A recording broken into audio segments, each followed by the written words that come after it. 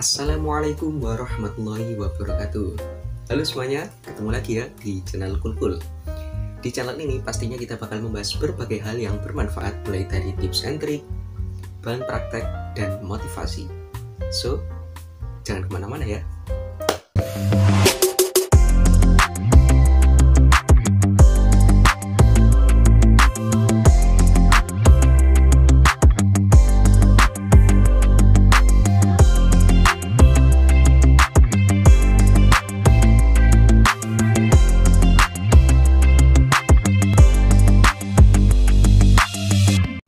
Oke, jadi di video kali ini aku bakalan sharing-sharing dengan teman-teman semua terkait pengalamanku di tahun 2020 nih, yaitu ikut seleksi SBMPTN atau ujian SBMPTN, yaitu salah satu ujian masuk perguruan tinggi negeri.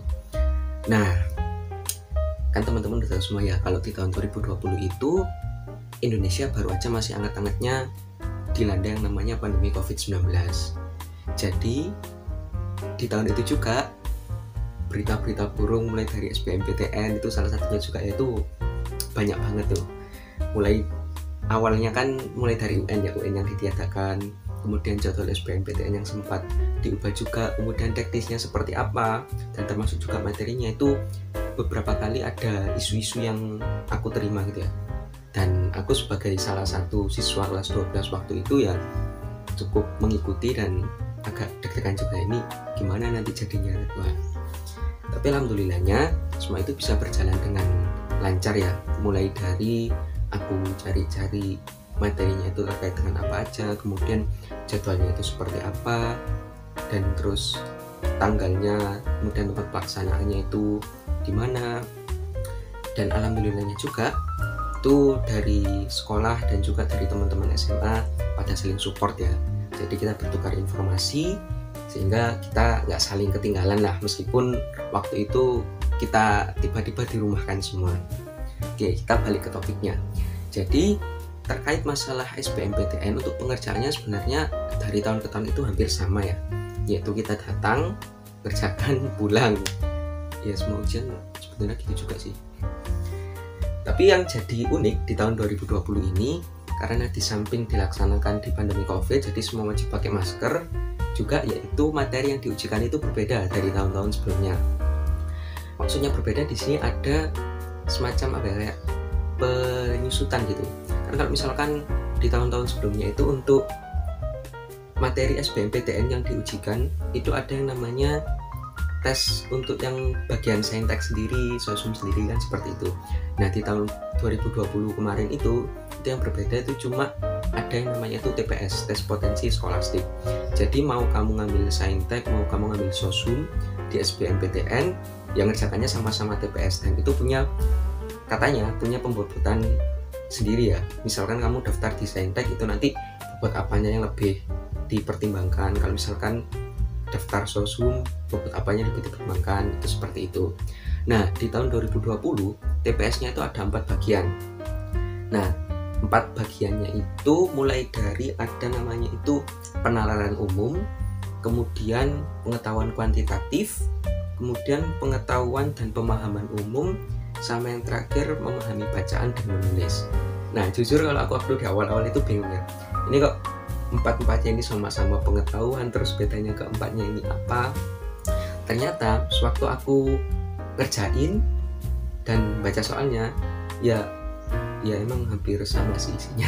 Cuma antar yang bedakan itu di pengetahuan kuantitatif ya. Jadi di kuantitatif itu lebih banyak kepada ngitungnya. Kemudian untuk yang pemahaman, yang tadi yang pengetahuan dan pemahaman umum itu bukan banyak sih, beberapa menggunakan soal cerita. Dan kalau tidak salah ada kayak beberapa soal itu berbahasa Inggris. Dan yang spesial lagi nih, kan waktu itu aku ngambil jadwal SBMPTN di kotaku ya, di kota Malang, itu kedapatan hari kedua dari jadwal aslinya ya. Jadi misalkan hari ini itu jadwal pertama kayak eksklusifnya SBMPTN gitu ya, aku besoknya. Nah dari hari pertama itu dapat informasi banyak nih, kan ikut grup SBMPTN itu ya, itu dapat informasi banyak, katanya soalnya susah. Kemudian ada soal unik nih yang namanya itu soal bahasa Panda. Nah, gara-gara bahasa Panda ini itu rame banget, sampai ada yang tanya-tanya gimana itu, sampai searching pada bingung semua, akhirnya sampai dibikin meme terkait soal bahasa Panda.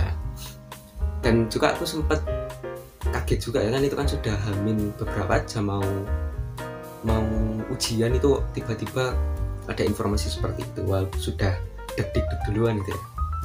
Akhirnya sudah dengan tekad seadanya berangkat aja yang penting. Soalnya aku dari soal-soal bahasa Panda itu ternyata kalau aku waktu itu nangkepnya secara umum ya, dari grup-grup itu semacam kayak soal-soal pramuka gitu ya, ada sandi, kayak semacam sandi, tapi aku nggak paham itu sandi atau gimana, dan itu kita diminta untuk menerjemahkan seperti itu. Dan ternyata aku kira soal bahasa Panda itu sulit banget, ternyata itu cuma ya bener tadi, cuma membaca sandi, dan itu cuma satu soal waktu itu ditaruh di mana ya, soalnya waktu itu aku ingatnya itu agak campur sih, bahasa Panda dimasukkan bagian mana, salah satu dari 4 ini kalau nggak salah tuh di situ. Nah, terus karena berhubung di video ini aku gak bakal full cerita perjalanan ya, kan intinya aku pengen berbagi ke kalian gimana sih tips and triknya kemarin waktu aku ngerjain SBMPTN di tahun 2020. Alhamdulillah lulus di salah satu prioritasku, yaitu di Fakultas Teknik di Universitas Brawijaya, jurusan teknik elektro. Kok teknik banget gitu. Soalnya waktu itu juga ada teman-teman yang tanya kenapa nggak ngambil FK dan sebagainya. Ya aku orangnya nggak terlalu suka bedah makhluk hidup dan paling males gitu ya, gak tega. Oke, balik ya. Jadi terkait tips dan trik buat mengerjakan SBMPTN, satu kali ngerjakan langsung lolos, itu cakep. Jadi yang pertama yaitu kita harus tahu nih gimana sih karakteristik SBMPTN di tahun tersebut. Kayak yang aku tadi sebutin ya, jadi di tahun 2020 itu cuma ada TPS saja. Nah, sehingga ada keuntungannya kalau menurutku, kalau misalkan cuma TPS berarti aku bisa fokus ke itu aja, nggak perlu belajar materi saintek, sosum, nggak perlu, karena itu istilahnya kayak materi umum gitu ya, yang diajarkan di SMA. Itu yang pertama. Yang kedua, kenali gimana sih kelemahanmu. Ya meskipun kita nggak bisa tahu sepenuhnya kelemahan kita di mana, tapi minimal kita tahu kalau misalkan aku ngerjain soal yang modelnya kayak gini, misalnya yang hitungan, aku itu agak lemah, jadinya butuh waktu lebih lama. Nah itu kita harus tahu itu dulu. Gak peduli nanti kita bisa ngerjain atau enggak, yang penting kita tahu kalau misalkan kita lemah itu ya, lemah dalam mengerjakan soal hitungan atau lemah dalam membaca. Istilahnya kalau membaca banyak-banyak itu jadi nggak fokus, sulit mencari ide pokok. Nah itu aku banget. Nah kayak gitu, itu juga harus dikenali dulu ya. Jadi biar kita punya strategi nih, gimana nanti soal-soal yang mudah itu dikerjakan terlebih dahulu, seperti itu. Kemudian belajar dari manapun ya, utamanya dari tryout yang disediakan di Instagram gitu, biasanya kan ada. Kemudian kalau misalkan aku nyaranin banget sih kalian untuk ikut ke grup-grup pejuang SBMPTN gitu ya, karena di sana biasanya nge-share juga jargoman untuk tryout gratis. Nah aku nih salah satu pengguna tryout gratis ya, manapun, tryout gratis manapun, yang penting gratis aku ikut buat mengira-ngira gimana sih kemampuanku dalam mengerjakan SBMPTN. Ya meskipun hasilnya waktu itu masih aneh-aneh ya, kurang maksimal. Kalau misalkan di ranking itu mesti ranking ratusan gitu. Ya gak apa-apa, yang penting udah tahu kayak model soalnya. Yang penting menurutku itu kita udah tahu kayak lingkungannya dari ujian yang bakal kita hadapi. Nah itu minimal udah ada kesiapan dari kitanya. Nanti urusan bisa nggak bisa itu urusan belakang. Nah kemudian yang kedua, di samping tryout juga sering-sering follow akun tentang SBMPTN, baik itu tentang info-infonya atau tips and trick ya, kan di Instagram itu banyak. Kemudian jangan lupa official SBMPTN-nya ya di follow, atau akun Kemendikbud lah minimal. Biasanya di situ kan juga ada informasi sekilas terkait apa SBMPTN seperti itu. Atau juga di YouTube, yaitu cari tentang info SBMPTN. Biasanya kan waktu mau SBMPTN itu ada rilis resminya ya, terkait waktunya, kemudian isinya apa aja, itu biasanya ditayangkan ya, ada live streamingnya. Nah itu bisa kalian ikuti. Nah kemudian kalau tadi kan itu terkait persiapannya ya, ada 4, mulai dari tahu karakteristik soalnya, kemudian mengenali kelemahan kita di mana, setelah itu sering-sering ikut tryout, dan yang terakhir jangan lupa follow akun-akun terkait SBMPTN. Nah untuk waktu pelaksanaannya cuma butuh 2 hal sih. Yang pertama itu kesiapan dan tenang. Nah terkait masalah kesiapan ini penting banget ya. Jadi usahakan H-1 lah minimal itu nggak usah belajar dulu, kalian siapin buat besoknya. Misalkan besoknya kalian mau tes, itu siapin apa aja yang kira-kira perlu dibawa. Jangan sampai hari hanya kita keteteran gitu ya. Misalkan bingung naruh pensil di mana, naruh pulpen di mana, itu gimana? Itu jangan sampai, hindari. Nanti kalau misalkan kita udah panik duluan, otomatis nanti waktu ngerjakan juga kurang tenang. Meskipun rumah kamu deket sama tempat SBMPTN, disarankan jangan terlalu mepet, mending minimal 1 malam aja. 1 malam sebelum hari pelaksanaan itu siapin semuanya. Terus jangan lupa jaga-jaga ya, misalkan berkasnya ada yang disuruh bawa kartu SBMPTN, itu bawa minimal 2 lah. Jaga-jaga misal hilang atau kena air gitu ya. Itu soalnya kalau di tahun 2020 itu disuruh menunjukkan, dan itu ada kayak verifikasi gitu ya, dilihat bener gak sama mukanya. Jadi waktu itu kan ada foto, ada muka, itu dilihat. Kemudian setelah tadi persiapannya matang, dan kedua itu tenang, yaitu tenang dalam mengerjakan ujian. Nah kalau dari aku biasanya sebelum ujian itu aku sering lihat-lihat sekeliling yang banyak pohon atau banyak apa, lihat orang ngapain gitu, lihat orang dengerin musik itu.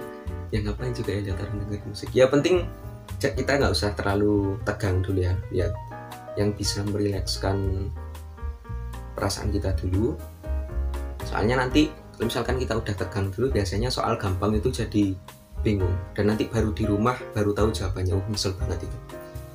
Diusahakan tenang, minum air putih ya kalau misalkan perlu, disarankan sih minum air putih, dan ke kamar mandi ya, ke kamar mandi sebelum pelaksanaan SBMPTN, biar nggak gobo juga waktu ngerjakan. Soalnya seingatku waktu ngerjakan di tempatku itu nggak boleh ke kamar mandi, seingatku itu.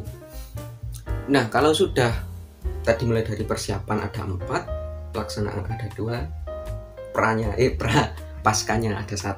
Yaitu yang penting berdoa terhadap kehendak Tuhan. Jadi kita berdoa kepada Allah Subhanahu wa Ta'ala, semoga diberikan hasil yang terbaik. Berdoa pada Tuhan kalian masing-masing, semoga diberikan hasil yang terbaik, seperti itu. Nah kan kita meskipun sudah ngeplan ini dan itu, sudah ngambil siang malam sore pagi belajar ganti, itu kalau misalkan memang digariskan tidak lolos ya tetap kudu kita terima, karena pasti ada jalan lain dan pasti usaha kita itu ada manfaatnya. Kalau bagiku bukan usaha tidak mengkhianati hasil ya, tapi setiap usaha pasti ada manfaat yang berhasil gitu.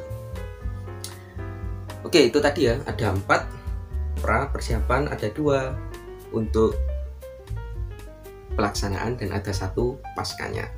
Semoga dengan tips yang aku sampaikan tadi bisa bermanfaat buat teman-teman. Intinya tetap percaya diri, jangan lupa minta doa juga kepada orang tua. Oke, seperti itu aja. Aku tunggu kabar baik dari kalian untuk kalian para pejuang PTN dan SBMPTN maupun ujian-ujian lainnya. Jangan lupa subscribe channel ini, like, komen, dan share. Oke, thank you. Wassalamualaikum warahmatullahi wabarakatuh.